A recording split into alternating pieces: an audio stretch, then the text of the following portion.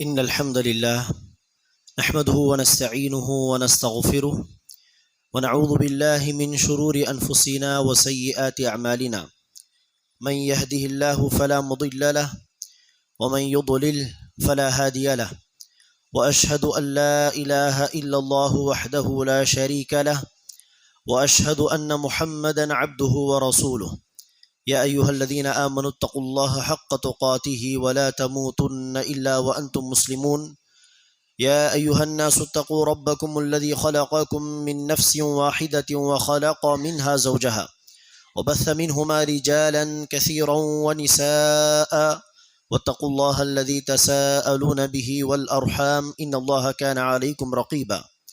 يا أيها الذين آمنوا اتقوا الله وقولوا قولا سديدا يصلح لكم أعمالكم ويغفر لكم ذنوبكم، ومن يطع الله ورسوله فقد فاز فوزا عظيما. أما بعد فإن خير الحديث كتاب الله، وخير الهدي هدي محمد صلى الله عليه وسلم، وشر الأمور محدثاتها وكل محدثة بدعة وكل بدعة ضلالة وكل ضلالة في النار. قال الله عز وجل: يريد الله بكم اليسر ولا يريد بكم العسر. கணித்திற்குரிய சகோதர சகோதரிகளே, இன்றைய இந்த ஜும்மா உரையில் அல்லாஹ் நமக்கு வழங்கியிருக்கக்கூடிய இந்த இலகுவான மார்க்கத்தை நமது வாழ்க்கையில் நடைமுறைப்படுத்துவோம் என்கிற தலைப்பில் சில விஷயங்களை தெரிந்து கொள்வோம். நினைவூட்டல் என்கிற அடிப்படையில், அன்பானவர்களே, அல்லாஹ் சுப்ஹானஹு வ தஆலா நமக்கு இந்த இஸ்லாமை மார்க்கமாக வழங்கியிருக்கிறான். இந்த இஸ்லாமிய மார்க்கமானது நம்முடைய நடைமுறை வாழ்க்கைக்கு மிக பொருத்தமான மார்க்கம்.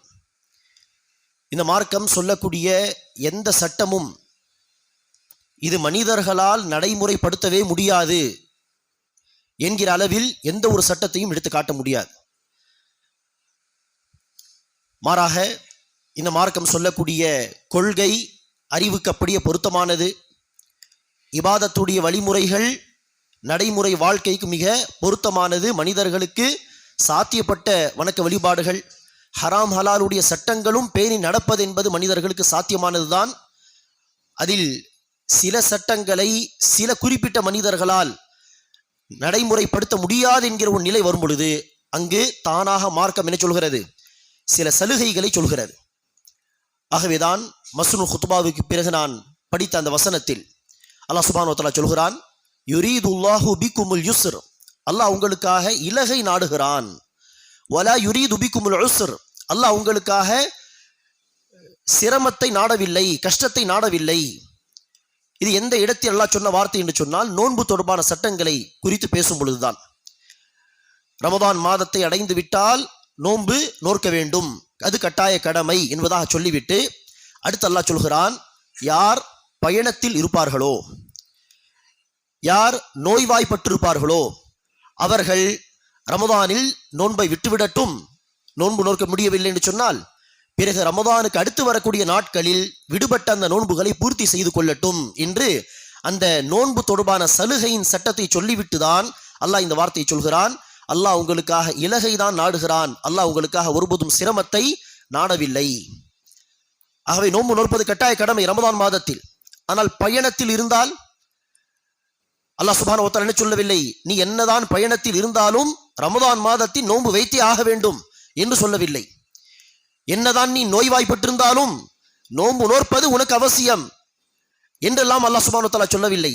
மாறாக நோன்பு நோற்பது கட்டாய கடமை என்பது பொதுவான சட்டம். அந்த சட்டத்தை குறிப்பிட்ட எந்த மக்களால் நடைமுறைப்படுத்த முடியாதோ தானாக மார்க்கத்தில் அவர்களுக்கு ஏதாவது ஒரு சலுகை நிச்சயமாக சொல்லப்பட்டிருக்கும். ஆகவேதான் ஒரு முறை நபிகள் நாயகம் ஸல்லல்லாஹு அலைஹி வஸல்லம் அவர்கள் சஹாபா பெருமக்களோடு பயணத்தில் இருந்தார்கள். அந்த பயணத்தில் ரமதான் மாதத்தில் நடந்த பயணம். அந்த பயணத்தில் நபிகள் நாயகம் ஸல்லல்லாஹு அலைஹி வஸல்லம் அவர்களே என்ன செய்யவில்லை, நோன்பு வைக்கவில்லை. குறிப்பாக அந்த பாலைவனத்தில் அவர்கள் பயணம் செய்வதாக இருந்தால் நோன்பு நோற்பது எவ்வளவு சிரமமான காரியம், யோசித்து பாருங்கள். ஆகவே ரசூல் அவர்களே அன்று நோன்பு வைக்கவில்லை. ஆனால் சில சஹாபாக்கள் சிரமப்பட்டு நோன்பு வைத்திருந்தார்கள். ஆனால் நோன்பு வைத்தவர்களால் அதை தாங்கிக் கொள்ள பொறுத்துக்கொள்ள முடியவில்லை. பயண நேரத்திலே நோன்போடு பயணிக்க அவர்களால் இயலவில்லை. கஷ்டப்பட்டு அந்த நோன்பை அவர்கள் வைத்திருந்தார்கள். அப்போது நபி ஸல்லல்லாஹு அலைஹி வஸல்லம் அவர்கள் செய்தார்கள், மக்காவில் வந்த பிறகு அங்கு ஜம்சம் தண்ணீரை எடுத்து மக்கள் எல்லோருக்கும் காட்டும் விதமாக, சஹாபா பெருமக்கள் ரசூலை பார்க்கும் விதமாக ரசூல் அவர்கள் நின்று ஜம்சம் தண்ணீரை குடித்தார்கள். எதற்காக வேண்டி? மக்கள் என்னை பார்க்கட்டும், இன்று நபியே நோன்பு நோற்கவில்லையே என்று தெரிந்து கொள்ளட்டும் என்பதற்காக. பகல் நேரமாக இருந்தது, ரமதானுடைய மாதமாக இருந்தது. நின்று ரசூல் அவர்கள் தண்ணீர் குடித்து காண்பித்தார்கள். என்ன அர்த்தம்? சிரமப்பட்டு நோன்பு வைக்க வேண்டிய அவசியம் கிடையாது. அல்லாஹ் சுப்ஹானஹு வ தஆலா சலுகை கொடுத்திருக்கிறான். அதாவது நோயாளிகளுக்கு, பிரயாணிகளுக்கு அல்லாஹ் சலுகை கொடுத்திருக்கிறான். அந்த மக்கள் அந்த சலுகையை பயன்படுத்திக் கொள்ள வேண்டும். இங்கு பாருங்கள், நானே நோன்பு நோற்கவில்லை, நீங்கள் எதற்கு சிரமப்பட்டு நோன்பு வைத்திருக்கிறீர்கள் என்பதை அந்த மக்களுக்கு காட்டுவதற்காக. ஆக வெண்பானவர்களே, அல்லாஹ் நமக்கு நடைமுறைக்கு பொருத்தமான, நடைமுறைக்கு சாத்தியமான ஒரு மார்க்கத்தை தான் கொடுத்திருக்கிறான். இது நடைமுறை ரீதியாக பார்த்தால் இலகுவான மார்க்கம். கஷ்டமான மார்க்கத்தை, கடினமான மார்க்கத்தை, நடைமுறைப்படுத்த முடியாத மார்க்கத்தை எல்லாம் அல்லாஹ் நமக்கு வழங்கவில்லை. ஆகவேதான் அல்லாஹ் சுப்ஹானஹு வ தஆலா கிறிஸ்தவர்களை குறித்து குர்ஆனிலே சொல்லும் பொழுது, வரஹ்பானியதன் இப்ததஊஹா மா கதப்னாஹா அலைஹிம், துறவிகளாக வாழ்வதை அல்லாஹ் நசாராக்களுக்கு நினைச்சவில்லை, விதிக்கவில்லை. அந்த நசாராக்கள் தான் துறவிகளாக வாழ்வதை தன் மீது விதித்துக் கொண்டார்கள், வாஜிபாக்கி கொண்டார்கள். நான் திருமணம் முடிக்க மாட்டேன், நான் உலக வாழ்க்கையில் ஈடுபட மாட்டேன், நான் எப்போது பார்த்தாலும் வணக்க வழிபாடுகள் என்று அந்த ஆலயத்தில் இருந்து விடுவேன் என்று அவர்களாக தான் இந்த வழிமுறையை உருவாக்கி கொண்டார்களே ஒழிய, துறவிகளாக வாழ்வது, ஒட்டுமொத்த வாழ்க்கையை எல்லா நேரங்களும் இபாதத் என்று ஒதுக்கிவிட்டு உலக வாழ்க்கை விட்டு விடுவது, திருமண வாழ்க்கை விட்டு விடுவது, இதை அல்லாஹ் சுப்ஹானஹு வ தஆலா அவர்களுக்கு சொல்லவில்லை என்பதாக அல்லாஹ் சொல்கிறான். ஆகவேதான் அன்பானவர்களே, ஒரு சஹாபி வந்து ரசூலிடம் கேட்கிறார்கள், யா ரசூலல்லாஹ், நான் மனோ இச்சை எல்லாம் இல்லாமல், சிந்தனைகள் இங்கெங்கு போகாமல் இருக்க, தன்னுடைய இச்சையை கட்டுப்படுத்தும் விதமாக அந்த காலத்தில் என்ன செய்வார்கள்? சர்ஜரி மாதிரி ஒரு விஷயத்தை செய்வார்கள். ஆக வந்து கேட்கிறார்கள், யா ரசூலல்லாஹ், நான் அந்த வழிமுறையை செய்து கொள்ளவா? இச்சை எல்லாம் என்னிடத்தில் இருக்காமல் போகட்டும், இச்சையே வராமல் நான் முழுக்க முழுக்க இபாதத்தில் கவனம் செலுத்தி ஹராமில் போகாமல் அல்லாஹ்வை மட்டுமே வணங்கி வழிபடுவதற்காக அந்த வழிமுறையை செய்து கொள்ளட்டுமா என்று கேட்டார்கள். நபி ஸல்லல்லாஹு அலைஹி வஸல்லம் சொன்னார்கள், இல்லை, அப்படி செய்யக்கூடாது, அந்த மாதிரியான விஷயங்களை எல்லாம் செய்யக்கூடாது. மாறாக அந்த இச்சை இருந்தும் அல்லாஹ்வுக்கு பயந்து வாழ்வதுதான் என்னது? சவாலான வாழ்க்கை. அந்த இச்சையே இல்லாமல் இருப்பதற்கு ஏதாவது சர்ஜரி எல்லாம் செய்து கொள்வதற்கு மார்க்கத்தில் அனுமதி இல்லை என்பதாக அந்த காலத்தில் இருந்த ஒரு வழிமுறை அது. இந்த காலத்தில் என்ன செய்வார்கள்? குர்பானி விலங்குக்கு அப்படி செய்வார்கள். குர்பானிக்காக வேண்டி வாங்கக்கூடிய ஆட்டுக்கு என்ன செய்வார்கள்? அந்த வழிமுறையை பயன்படுத்தி என்ன செய்வார்கள்?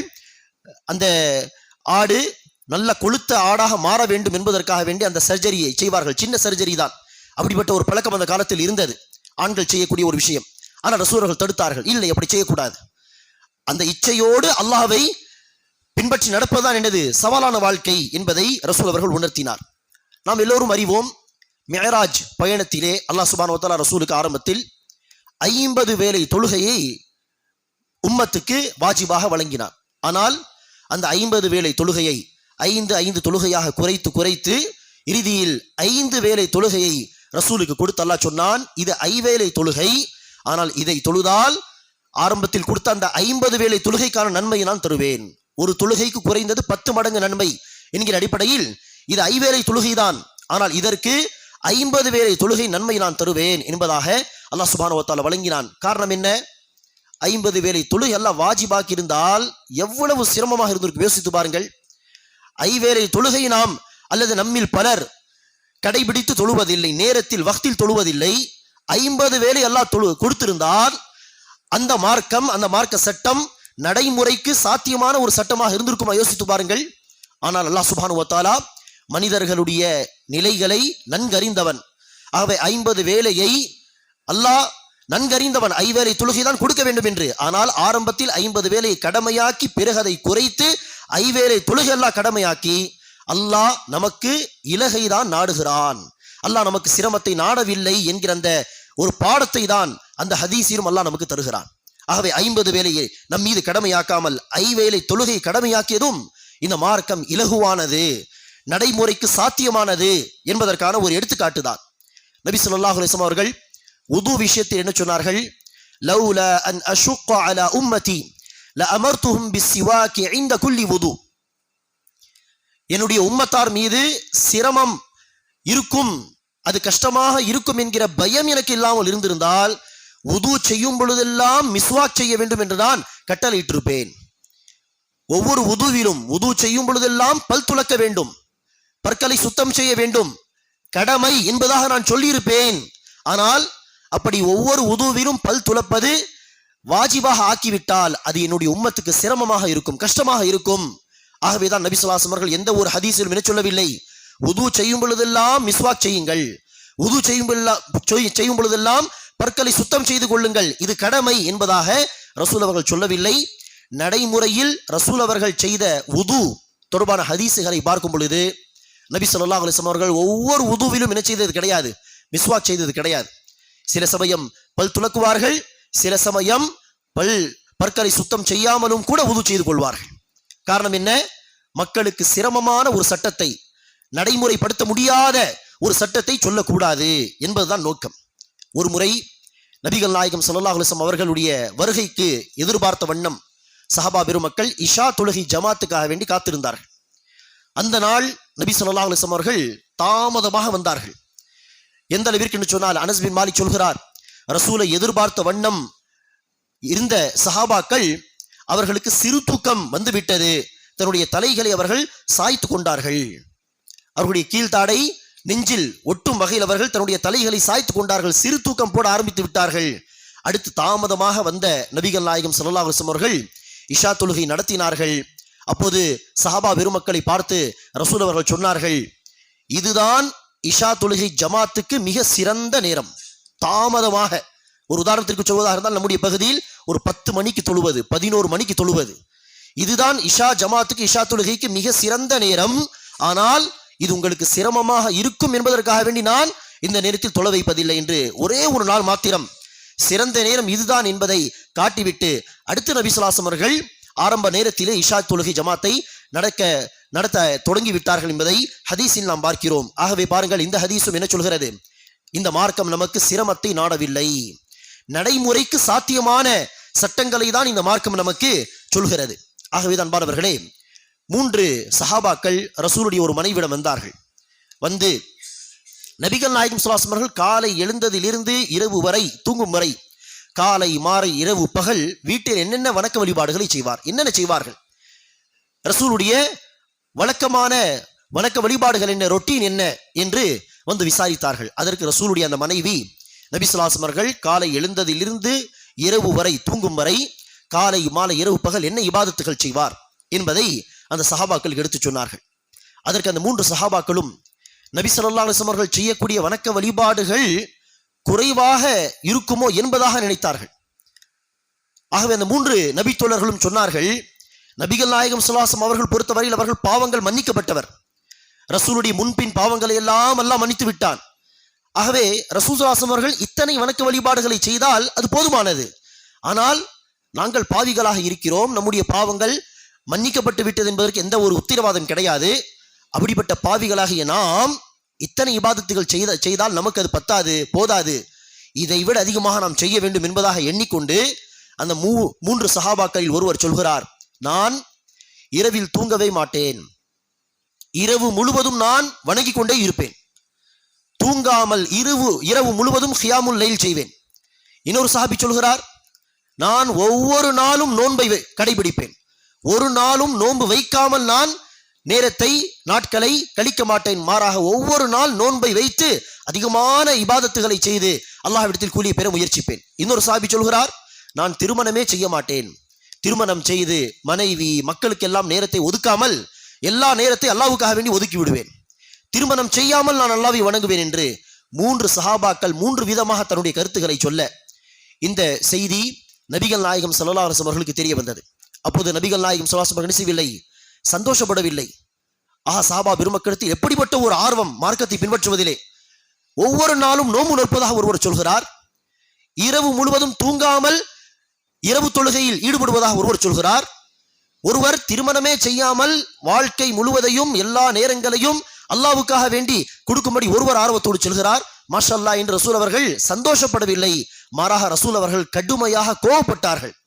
கோபப்பட்டு ரசூல் அவர்கள் சொன்னார்கள், இன்னி அக்ஷாக்கும் லில்லாஹி வ அத்காக்கும் லஹ், தெரிந்து கொள்ளுங்கள், உங்களில் அதிகமாக அல்லாஹ்வை அஞ்சி நடப்பவன் நான் தான், உங்களில் அதிகமாக பயபக்தி உள்ளவன் தக்வா உள்ளவன் நான் தான். ஆகவே என்னை விட உங்களால் அதிகமாக அல்லாஹ்வை வணங்கி வழிபட முடியாது.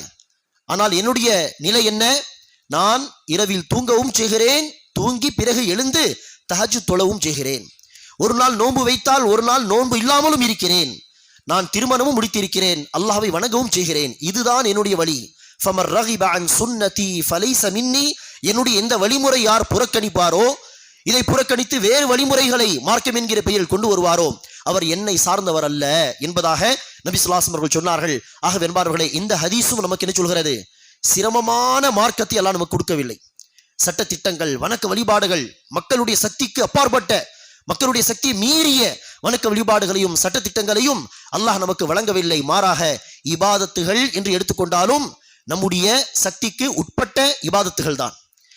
ஹராம் ஹலாலுடைய சட்டங்கள் என்று எடுத்துக்கொண்டாலும் பேணுவதற்கு சாத்தியமான ஹராம் ஹலால் சட்டங்கள் தான் அல்லாஹ் நமக்கு வழங்கி இருக்கிறான். ஒரு முறை நபி ஸல்லல்லாஹு அலைஹி வஸல்லம் அவர்கள் ஆயிஷா ரலியல்லாஹு அன்ஹாவுடைய வீட்டுக்குள் நுழைகிறார். வந்து பார்த்தால் அப்போது ஒரு பெண்மணி அங்கு இருந்தார்கள். அந்த பெண்மணி மிக வணக்கசாலியான பெண்மணி, அதிகமாக தொழுவார்கள், அதிகமான நேரங்களை தொழுகைக்காக வேண்டி ஒதுக்கி விடுவார்கள் ஒவ்வொரு நாள். இது வளமையாக அந்த பெண்மணி செய்யக்கூடிய வணக்கம்.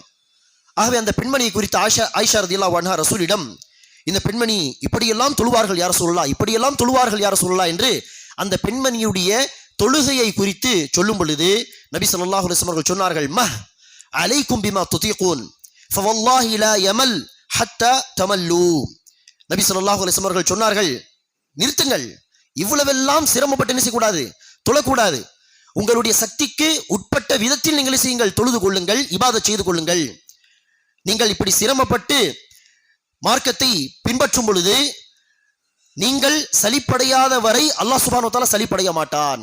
அதாவது சிரமப்பட்டு நீங்கள் இப்படி ஒவ்வொரு நாள் வணங்க முயற்சித்தால் ஒரு கட்டத்தில் என்ன ஆகிவிடுவீர்கள்? நீங்களே சலிப்படைந்து விடுவீர்கள், களைப்படைந்து விடுவீர்கள். இது என்ன, இது கஷ்டமான ஒரு மார்க்கம் என்கிற ஒரு சிந்தனை உங்களுக்கு வந்துவிடக்கூடும். ஆகவே நீங்கள் சலிப்படையாத வரை அல்லாஹ் சுப்ஹானஹு வ தஆலா சலிப்படைய மாட்டான் என்பதாக நபி ஸல்லல்லாஹு அலைஹி வஸல்லம் அவர்கள் சொல்லிவிட்டு அடுத்த ரசூலர்கள் சொன்னார்கள், குறைவாக இருந்தாலும் தொடர்ச்சியாக செய்யக்கூடிய வணக்கங்கள் தான் அல்லாஹ்வுக்கு மிக பிரியமானது. அஹப்புல் அஅமாலி இலல்லாஹி அத்வமுஹா வ இன் கல்ல என்று நபி ஸல்லல்லாஹு அலைஹி வஸல்லம் அவர்கள் ஒரு உபதேசத்தை சொல்லிவிட்டு அங்கிருந்து சென்று விட்டார்.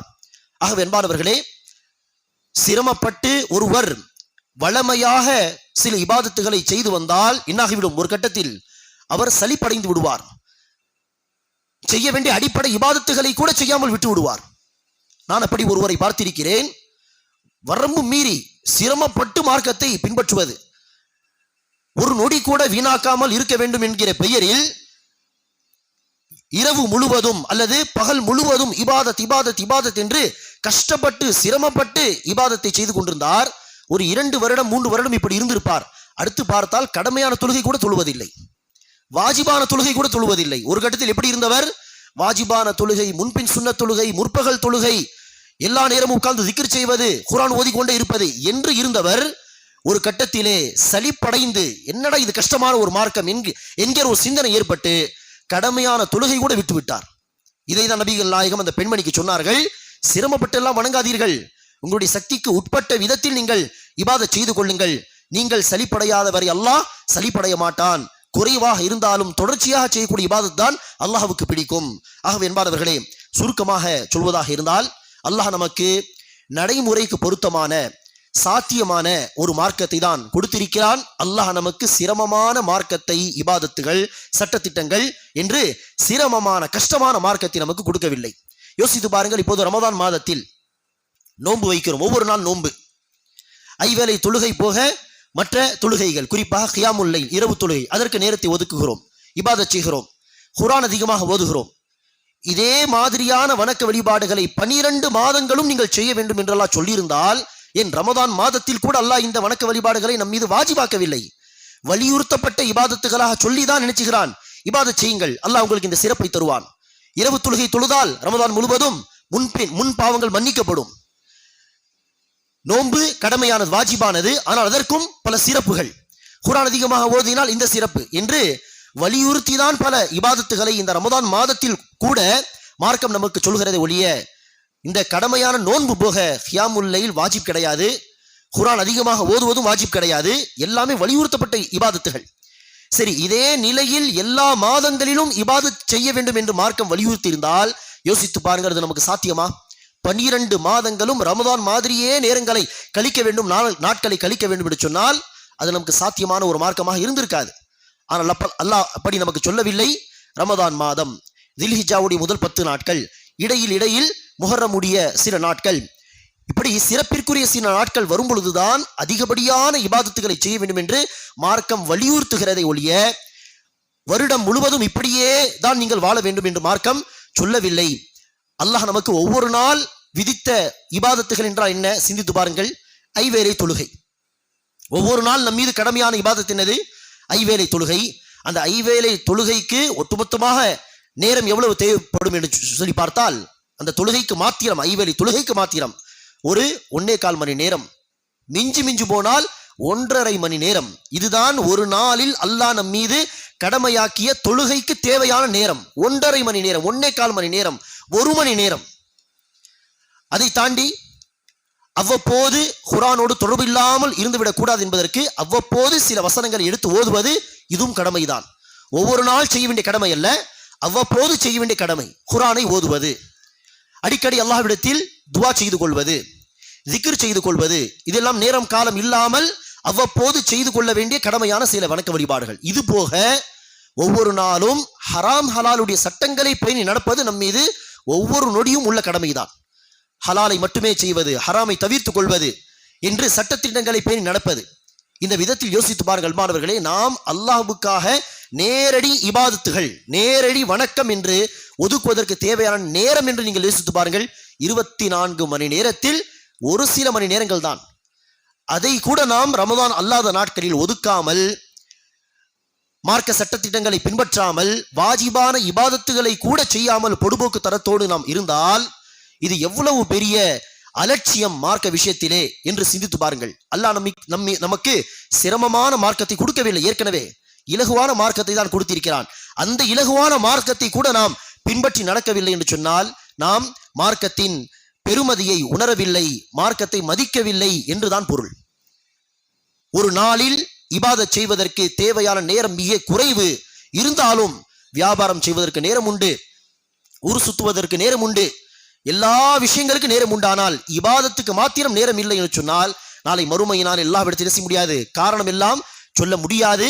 ஆகவே அல்லாஹ் சுப்ஹானஹு வ தஆலா நமக்கு இலகுவான மார்க்கத்தை கொடுத்திருக்கிறான், நடைமுறைக்கு பொருத்தமான மார்க்கத்தை கொடுத்திருக்கிறான்.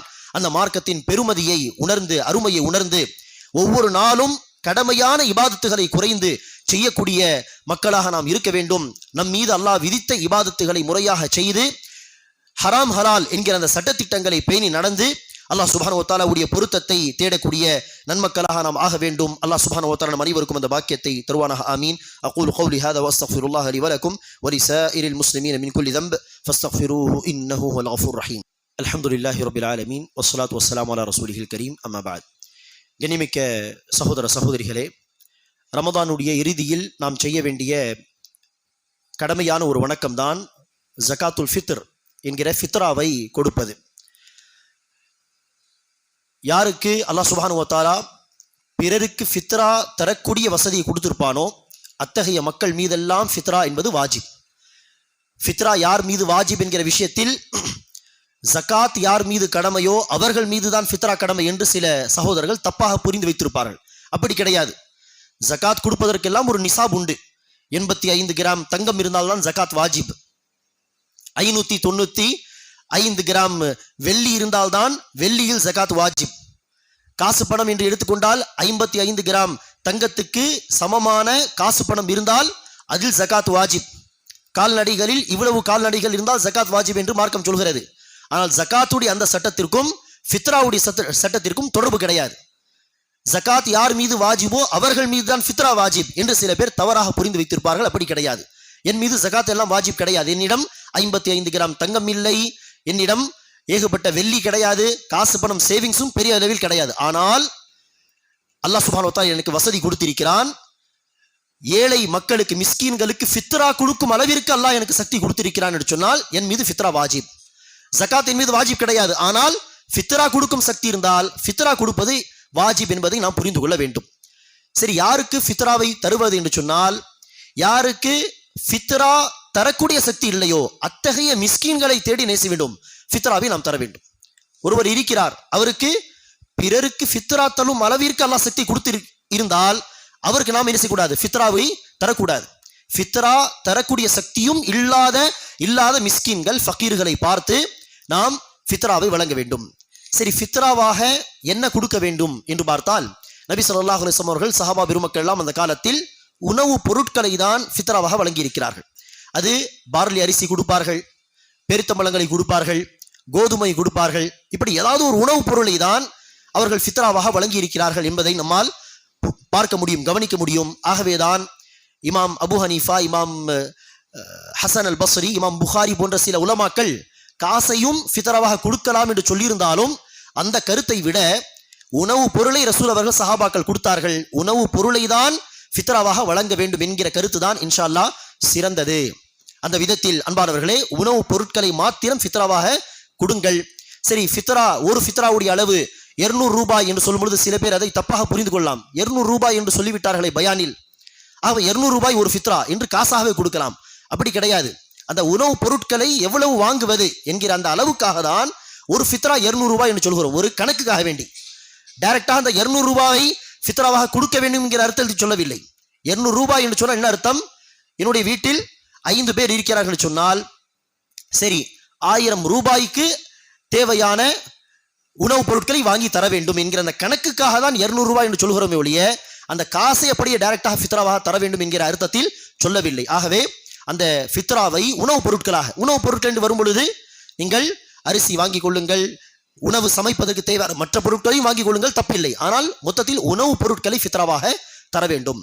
சரி, அந்த ஃபித்ரா உணவுப் பொருட்களுடைய அளவு என்ன என்று கேட்டால், நபிகள் நாயகம் ஸல்லல்லாஹு அலைஹி வஸல்லம் அவர்கள் அந்த காலத்தில் என்ன செய்வார்கள், 4 முறை நடுநிலையான ஒரு நபர் தன்னுடைய 2 கைகளை சேர்த்து 4 முறை தானியங்களை அள்ளி அள்ளி போட்டால் எவ்வளவு வருமோ இதுதான் ஃபித்ராவுடைய அளவு.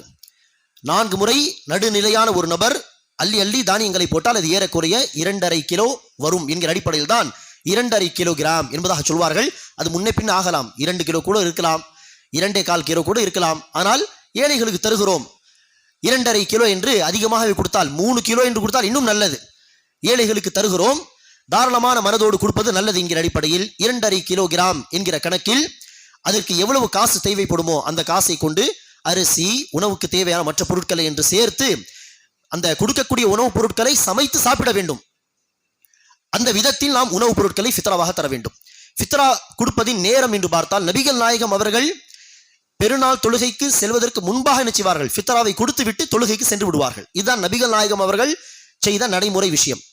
ஆனால் இப்னு உமர் போன்ற சில சஹாபாக்கள் 2 நாட்கள் முன்பு 28, 29 நோன்புக்கே ஃபித்ராவை தந்ததாக கூட சில செய்திகளை பார்க்கிறோம். அப்படி 1-2 நாட்கள் முன்பு ஃபித்ராவை கொடுத்து விட்டாலும் தப்பு கிடையாது இன்ஷா அல்லாஹ்.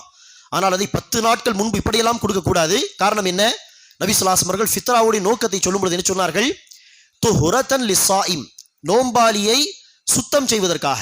இந்த ஒரு மாதத்தில் நோன்பு வைக்கும் பொழுது தன்னை மீறி சில பாவங்களை செய்திருந்தாலும் அந்த பாவங்களை விட்டு அந்த நோம்பாளியை சுத்தம் செய்வதற்காக.